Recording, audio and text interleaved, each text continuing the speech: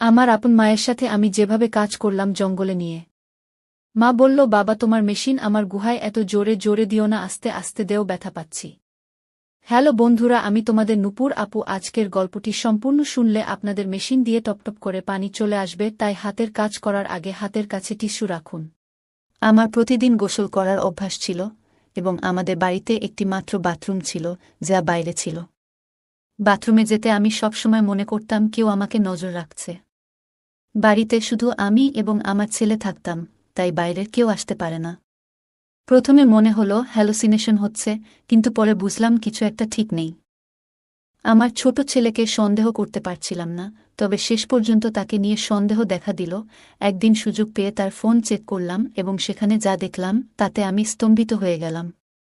আমার ছেলে যখন ছোট ছিল, সময়ের সাথে সে বড় হল এবং নিজে থেকেই স্বাধীন হতে চেয়েছিল। আমার স্বামী বাড়ির কোণে ছোট একটি বাথরুম বানিয়েছিলেন, যা পরে আমাদের কাজে লাগল। যেহেতু বাইরে যেতে অস্বস্তি লাগত, আমি প্রতিদিন গোসল করতাম।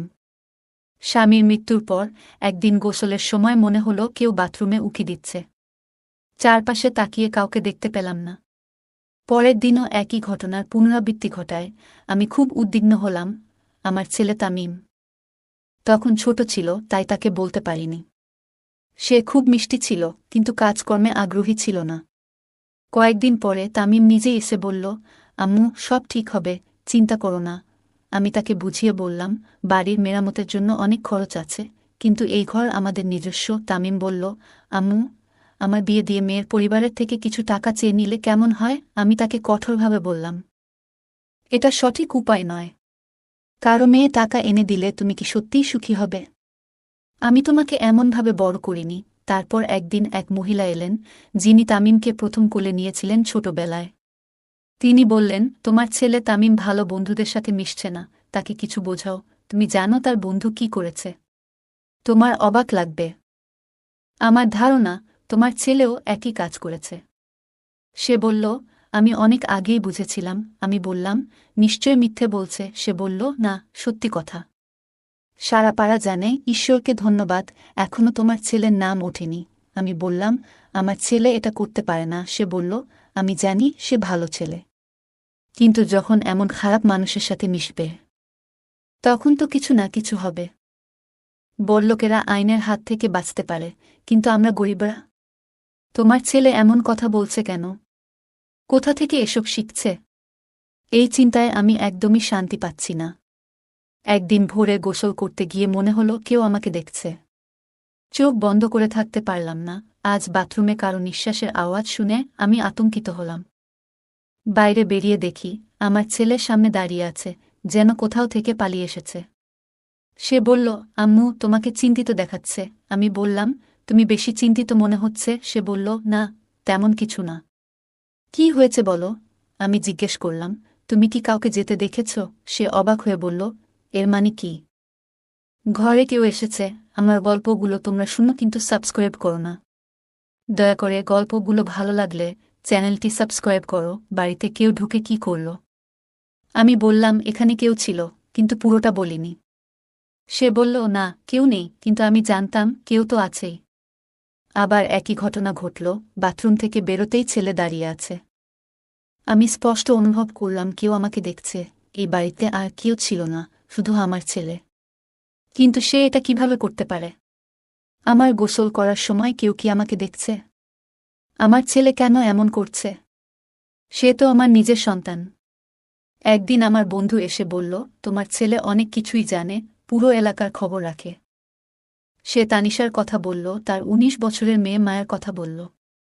আমি জানতে চাইলাম, কী রকম ভিডিও? তিনি বললেন, এখন একই ভিডিও ভাইরাল হয়ে আলোড়ন তুলছে। আমি জানতে চাইলাম, কে এই ভিডিওটি ছড়িয়েছে? তখন তিনি বললেন, তার স্বামী ভিডিওটি ভাইরাল করেছে এবং বলেছে কিছুদিন পর মানুষ ভুলে যাবে। যদি কেউ প্রশ্ন করে, বলবে ভিডিওটি মিথ্যা। আমি অবাক হয়ে ভাবলাম, কেউ এমনটা করতে পারে। আমি জিজ্ঞেস করলাম, আপনি কিভাবে জানলেন? তিনি বললেন, এসব ব্যাপারে জানা থাকাই ভালো। একজন স্বামী শুধুমাত্র টাকা কামানোর জন্য স্ত্রীর ভিডিও ভাইরাল করছে। আপনি কি ভাবছেন সমাজ কোথায় যাচ্ছে? আমাদের সন্তানদের সঠিকভাবে দেখাশোনা করা উচিত। তার মেয়ে সোনালীর সাথে আমার ছেলের বিয়ে করার কথা ছিল। তবে তার মা শর্ত রেখেছিলেন। আমি বলেছিলাম, এটা ঠিক নয়। আমাদের মতো গরিবের মেয়েরা ধনী পরিবারে বিয়ে করবে না। বুঝতে পারলাম না। আমি তাকে বলেছিলাম, গরিবের ঘরে গরিবের মেয়েরা থাকুক, তুমি যদি চাকরি খুঁজে নাও, আমি তোমাকে সোনালির সাথে বিয়ে দেব। আমি বললাম, তবে তুমি সময় নিতে পারো, কারণ তাড়াহুড়ো করা উচিত নয়। এখন তো সব কিছু আমাদেরই করতে হবে। আমার ছেলে বলল, আম্মু, চাকরি না পেলেও কিছু টাকা পয়সা পেয়েছি, কিন্তু কাজটা ঠিক নয়। আমি জিজ্ঞেস করলাম, এটা ভুল কাজ কি? সে উত্তর দিল, আম্মু, পরে বলবো, এবং চলে গেল। আমি ভাবতে লাগলাম, এই কয়দিনে কি ঘটছে? ছোট ছেলে বা মেয়েদের ফাঁসানো হচ্ছে। আমাদের এলাকা বড় ছিল, অনেক গল্প ছিল। আমার বন্ধু জানত সব। আমি চিন্তিত ছিলাম, আমার ছেলে আগামীকাল কি করবে। কেউ একটা ভিডিও ভাইরাল করেছে, আমারও মনে হচ্ছিল যদি গোসল করি, কেউ আমাকে দেখছে। এই চিন্তায় মন খারাপ হয়ে গেল। আমার স্বামীর সাথে সুখে কাটিয়েছি। এখন এই বয়সে যদি কিছু হয়, কি করব? ছেলে যদি জানতে পারে, সে কিছু করতে পারবে।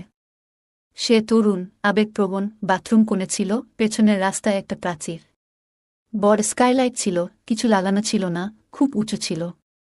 আমরা কাপড় বা জাল লাগাইনি, কিন্তু এখন দুশ্চিন্তা হচ্ছে। স্নানের আগে স্কার্ফ দিয়ে ঢেকে দিলাম, যাতে কেউ দেখতে না পায়। রাস্তাটি উঁচু ছিল, আমাদের বাড়ি নিচে। আমি সবসময় ভাবতাম, এত কাজ করার পরেও একজন বয়স্ক মহিলা হিসেবে আমাকে কেন লক্ষ্য করা হচ্ছে। আমি তখনও 40 পেরোইনি। আমার ছেলে ছোট ছিল, আর আমি তার বিয়ে নিয়ে ভাবছিলাম। একদিন স্নান শেষে বাইরে এসে দেখি কাপড়টা জায়গা থেকে সরে গেছে। আমার মনটা খুব খারাপ হয়ে গেল। আমি তো কারো ক্ষতি করিনি। কিভাবে বলবো আমার ছেলেকে? আমি ভাবতে লাগলাম, কখন গোসল করি, কখনো সকাল, কখনো দুপুর, কখনো রান্নার পর। গ্রীষ্মে গরমের কারণে দিনে 2বার গোসল করতাম। তাই এতবার গোসল করা অস্বাভাবিক নয়। আমি আমার ছেলেকে বললাম, যখন আমি গোসল করি, মনে হয় কেউ দেখছে। সে বলল, আম্মু, এটা তোমার মনের ভুল, চিন্তা করো না। তার এই কথায় আমি অবাক হলাম। সে এত সহজভাবে নীল কেন? এমন প্রতিক্রিয়া আশা করিনি।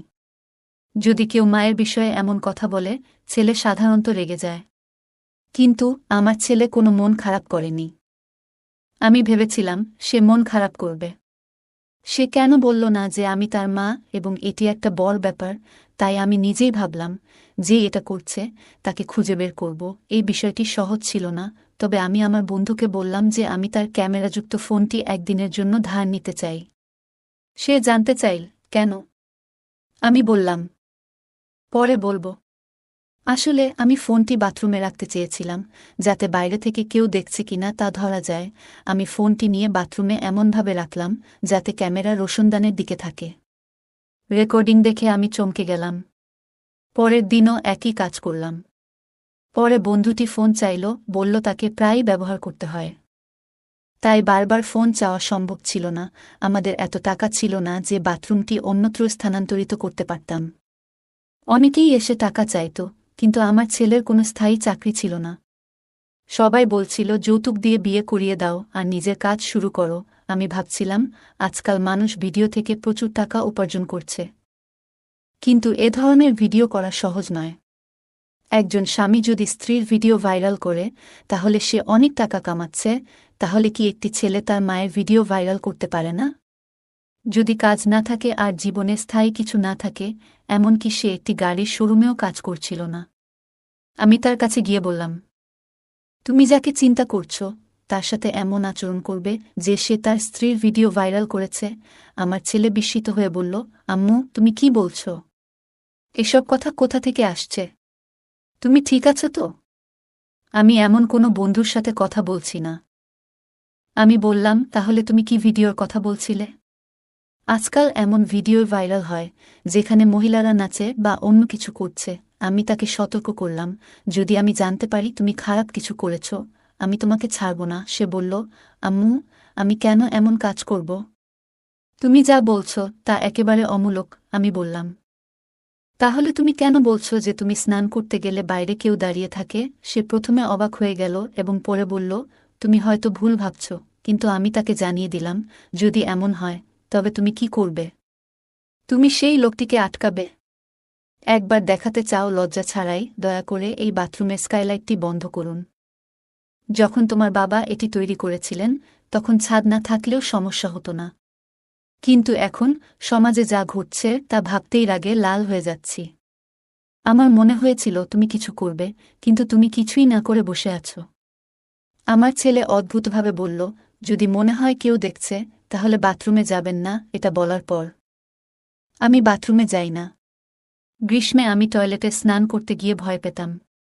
পরিষ্কার পরিচ্ছন্ন থাকতে অভ্যস্ত ছিলাম, কিন্তু এখন এসব নিয়ে ভাবতে থাকি। আমার ছেলের উপর নজর রাখা দরকার, কারণ এই বাড়িতে কেউ আসে না এবং হঠাৎ সে এমন অদ্ভুত আচরণ করতে শুরু করেছে। আগে ছোটখাটো বিষয়েও সে এত রেগে যেত যে মারামারি করতে রাজি থাকত, কিন্তু এখন একেবারে স্বাভাবিক। অন্যদিকে দীপালির মা বারবার বলছেন, আমার মেয়ে তোমার ছেলেকে পছন্দ করে, তাকে ভালো একটা কাজ নেয়ার জন্য বলো যাতে তাদের এনগেজমেন্ট হয়। কিন্তু আমার ছেলের দিকে তাকিয়ে আজকাল বুঝতেই পারছি না সে কোন দিকে যাচ্ছে। আমি ভাবছি, কেন কারো মেয়ের জীবন নষ্ট করবে? দীপালিও একজন পাগল ছিল যে আমার ছেলেকে ভালোবাসত। আমি ভাবলাম, যদি সত্যিই তাই হয় তবে তাকে কয়েক বছর অপেক্ষা করতে হবে, কারণ ও আমার বন্ধুর একমাত্র মেয়ে ছিল এবং আমিও তাকে খুব সুন্দর মনে করি। আমি ছেলের উপর নজর রাখতাম যখন সে বাড়িতে থাকত না, আজকাল সে বাড়ির বাইরে থাকত। একদিন আমি খাবার না খেয়ে গোসল করতে যাই। তখন আমি তার রুমে তার ফোন পড়ে থাকতে দেখেছি। আমি ভাবলাম, তার ফোনে কি আছে তা দেখে নেব, কারণ আমি তার মা। আমি ফোনটা চেক করতে পারি, তবে যদি সে ফোনটা লক করে রাখে তাহলে কি করতাম? ফোনটা চালু করার সাথে সাথেই বুঝতে পারলাম সে লক করেনি বা কোনো পাসওয়ার্ডও সেট করেনি। মায়ের কাছ থেকে কিছু লুকানোর দরকার নেই। আমি গ্যালারি খুললাম। সেখানে একটি ভিডিও ছিল। ভিডিওটি খুলতেই আমার হৃদয় ডুবে গিয়েছিল। ভিডিওটি বাথরুমের ছিল। ভিডিওতে যা ঘটছে তা স্পষ্ট ছিল। আমার চোখে জল এসে গেল। আমি বারবার দেখছিলাম যে আরও ভিডিও আছে কিনা, কিন্তু একটি মাত্র ভিডিও ছিল। হঠাৎ কেউ আমার কাঁধে হাত রাখল। ভয়ে আমি পিছনে তাকালাম এবং দেখলাম আমার ছেলে দাঁড়িয়ে আছে। তার মুখেও ভয় ছিল, আমার চোখেও। আমি তাকে জিজ্ঞাসা করলাম এবং অবাক হয়ে তাকিয়ে রইলাম। কাঁদতে কাঁদতে বললাম, তুমি এসব কখন করলে আর কেন করলে? সে কাঁদতে কাঁদতে বলল, যেদিন তুমি আমাকে বলেছিলে আমি সেদিনই করেছি। তুমি বলেছিলে কেউ তোমাকে লুকিয়ে দেখছে। আমি ভেবেছিলাম তুমি রেগে গেলে চিন্তিত ও ভয় পেয়ে যাবে, তাই কিছু বলিনি। ঠিক করেছিলাম যে এসব করছে তাকেই ধরব। আমার ছেলে বলল, আগে রোশনদানে একটা ছোট ক্যামেরা লাগানো ছিল, তোমাকে দেখা যাচ্ছিল না। পরে বুঝতে পারলাম আমাদের এলাকার ছেলেই এসব করছে। আওয়াজ শুনলে একই রাস্তায় দাঁড়িয়ে যেত। পানি পরে বুঝতে পারত কেউ ভেতরে ঢুকেছে। তার নাম ও ঠিকানা খুঁজে বের করে তাকে শাস্তি দিয়েছি। বন্ধু বলল, এসব করে কিছু হবে না। হয়তো তোর মায়ের ভিডিও বানিয়েছে। আমি তার সাথে কথা বলছিলাম এবং তিনি বলছিলেন, আজকাল কিছু লোকের সাথে কথা বলেছি এবং জানি আপনি যদি তাকে ধরতে চান তাহলে হাতে নাতে ধরতে হবে। সারা পাড়ার সামনে ধরা পড়লে কেউ তাকে সমর্থন করবে না।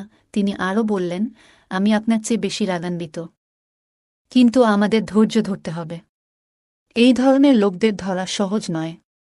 আপনি বলেছিলেন যে একটি মেয়ের ভিডিও ভাইরাল হয়েছে এবং এটাও তার কাজ, কিন্তু সে স্বামীকে দোষারোপ করেছে। কোনো স্বামী এটা করতে পারে? এলাকাবাসী কথা বলে সেটাকে গল্পে পরিণত করে। এই ছেলেটি আমাদের পাড়ার সবচেয়ে খারাপ ছেলে। সে অনেক মেয়েকে অপমান করেছে, কখনো কখনো জ্বালাতনও করে, কিন্তু এবার সে আমার হাত থেকে রেহাই পাবে না। আমি ভাবলাম, আমার ছেলে অপরিচিত নয়, তাহলে সে আমার সাথে এমন করল কেন? এই সমাজ কোথায় যাচ্ছে? কিন্তু আমার নিজের উপর খুব রাগ হচ্ছিল। আমার ছেলে একটি সঠিক পরিকল্পনা করেছিল এবং ছেলেটি রওশনদান থেকে মনোযোগ সরালেই তাকে ধরে ফেল। সে চতুর ছিল, কিন্তু এলাকার লোকজনও তাকে দেখেছিল এবং তাকে আটকানোর জন্য যথেষ্ট ছিল। সবাই মিলে তাকে ধরেছিল, পুলিশ মোবাইল ইত্যাদি নিয়ে গিয়েছিল। পুলিশ আরও জানিয়েছে অনেক মেয়ের ভিডিও করা হয়েছে এবং এ নিয়ে অনেক মামলা হচ্ছে। আমরা বাথরুমটা বন্ধ করে দিয়েছিলাম। আমার ছেলের বিয়ে চলছে দীপালির সাথে এবং তারা এখন বিয়ে করতে যাচ্ছে। তবুও আমি ভাবছি এই ঘটনাগুলি আমার মাথায় আসে এবং আমি খুব রেগে যাই। এইসব আমার বন্ধুত্বের কারণে হয়েছে। সে লোকজনের গল্প বলত। এখন তার মেয়ে আমার বাড়ির বউ হতে যাচ্ছে। যদিও আমার বন্ধু খারাপ ছিল না, কিন্তু তার আচরণ পছন্দ করিনি। আমি ভাবতে লাগলাম, আমার ছেলে কেন এমন করল? আমার ছেলে তো আমার সাথে এমন করতে পারে না। এত ময়লা নিয়ে সে আমার মন ভরে দিয়েছে যে আমি আমার ছেলের কথা খারাপ ভাবতে শুরু করলাম। কিভাবে আমি আমার ছেলেকে বড় করেছি, আমি তাকে সঠিক কাজ শিখিয়েছিলাম, তবে আমাদের সমাজে অনেক অপ্রত্যাশিত ঘটনা ঘটে। আপনার জীবনে কি কখনো এমন কিছু ঘটেছে? অনেকেই এমন পরিস্থিতির মুখোমুখি হয়েছে। পুলিশ তাকে ছেড়ে দেয়নি কারণ তার বাঁচানোর মতো কেউ ছিল না। পুলিশ তাকে গ্রেফতার করেছে এবং শাস্তি হওয়া উচিত কারণ কারো মেয়ের সম্মান নিয়ে খেলা অপরাধ। আমি স্বস্তি পেলাম, কারণ আমার ছেলে এটা জানতে পারেনি। নইলে সে সারা জীবন আমাকে কিভাবে ভাবত। গল্পটা কেমন লাগলো জানাতে ভুলবে না। আরও মজার মজার রোমান্টিক গল্প শুনতে চাইলে ভিডিওটি লাইক, শেয়ার এবং চ্যানেলটি সাবস্ক্রাইব করতে ভুলবে না। ধন্যবাদ।